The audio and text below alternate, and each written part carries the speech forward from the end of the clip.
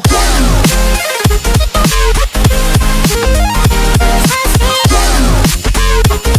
Il y a pratiquement 30 ans que Jacques Demy, 1931-1990, dort sous un cèdre, dans une jolie tombe blanche qu'un lierre entoure comme une caresse au cimetière du Montparnasse, à Paris.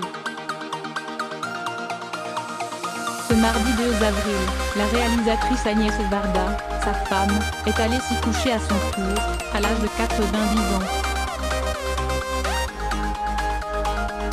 Début d'après-midi.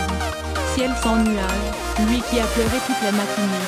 La foule s'agglutine autour de l'estrade dressée pour l'occasion. Sur les rangées de sièges, la famille à droite, les officiels et sa famille de cinéma à gauche. Une liste longue comme le bras, Junior, Laetitia Casta, les Carmites, Jane Birkin, Julie Gaillet, Jacques Toubon et Orlan, Sophie Caléjean, Michel Otoniel, Franck Rister et Christophe Girard, Sandrine Kiberlin.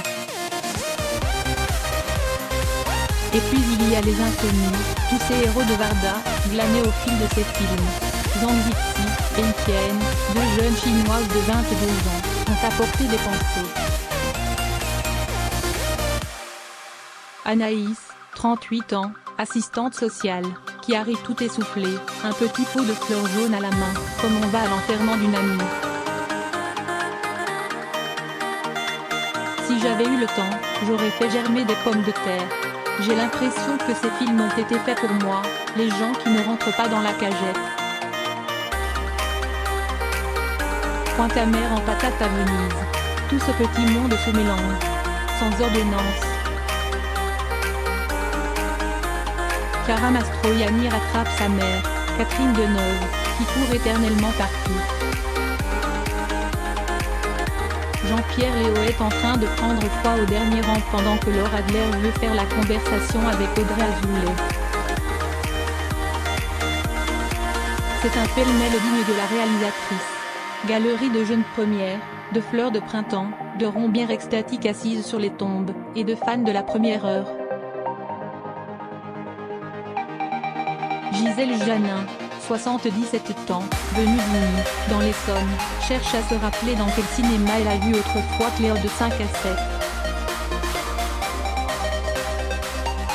Agnès Varda, je l'ai croisée 2 fois, et à chaque fois elle m'a embrassée. On sent l'envie de parler chez ces gens à qui la réalisatrice n'a cessé de vouloir donner la parole. Quelques larmes, des yeux rougis, l'émotion par en dessous, comme toujours dans les enterrements. Et puis des rires, des regards joyeux, lorsque par exemple, après avoir apporté solennellement les gerbes de fleurs, les employés des pompes funèbres, on ne dit plus prof mort, surtout en ces circonstances où l'on attend croquer la vie moins, reviennent avec des petits paniers de patates. Depuis les glaneurs et la glaneuse, la pomme de terre, ce tubercule déprécié, est devenu l'emblème de la réalisatrice. Mathieu Demy raconte ainsi comment sa mère a fait son entrée dans l'art contemporain à 75 ans, en déambulant à la Biennale de Venise déguisée en patate. C'est pas rien, en patate, les gars. Sa mère en patate à Venise, c'est une réalité. Il se marre. Tout le cimetière rit avec lui. Alors que l'enterrement, la noce, se mue en un serpent processionnaire devant la tombe des amants réunis. Sur la scène, Mathieu Chédid et Yarol Poupeau emplissent le cimetière de leur riff de guitare vengeur. Are you a lucky little lady in the city of light? Or just another lost angel? Es-tu une chanceuse petite dame dans la ville de lumière? Ou un ange perdu de plus? LA Woman, des Doors. Faites gaffe, au paradis, Agnès Varda arrive. Et elle a toujours la patate.